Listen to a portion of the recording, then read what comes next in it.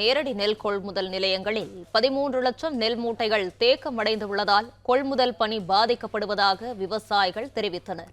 இதுகுறித்தான முழு விவரங்களோடு இணைகிறார் செய்தியாளர் ரவி. ரவி, வணக்கம். விவரங்களை பகிரலாம்.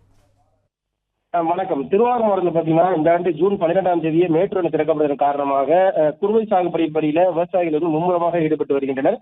குறிப்பாக மாவட்டம் முழுவதும் 1,50,000 ஏக்கர் பரப்பளவில் குறுவை சாகுபடியில விவசாயிகள் ஈடுபட்டு வந்த நிலையில தற்போது பல்வேறு பகுதிகளில் அறுவடை பணிகள் நடைபெற்றிருக்கிறது. குறிப்பாக ஒரு வார காலத்திற்குள் அறுவடை பணிகள் நிறைவடையும் நிலையில் வந்துள்ளது.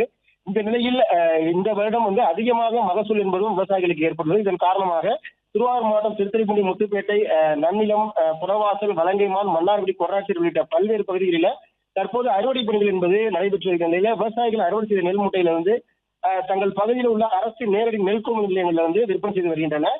இந்த நிலையில விவசாயிகள் கொள்முதல் செய்யப்பட்ட நெல் மூட்டைகளை லாரிகள் மூலமாக கிடங்குகளுக்கு எடுத்துச் செல்லப்படாத காரணத்தினால நேரடி நெல் கொள்முதல் நிலையங்களில் சுமார் 13 லட்சம் நெல் மூட்டைகள் தேங்கி இருப்பதாக விவசாயிகள் குற்றம் சாட்டினர். குறிப்பாக ஒரு நேரடி நெல் கொள்முதல் நிலையத்தில் 800 மூட்டைகள் தினந்தோறும் கொள்முதல் செய்யப்படுகிற நிலையில. விவரங்களுக்கு நன்றி ரவி. பிளே ஸ்டோர் மற்றும் ஆப் ஸ்டோரில் இருந்து பாலிமர் செயலியை QR கோடு மூலம் பதிவிறக்கம் செய்யுங்கள். செய்திகளை உடனுக்குடன் பெறுங்கள்.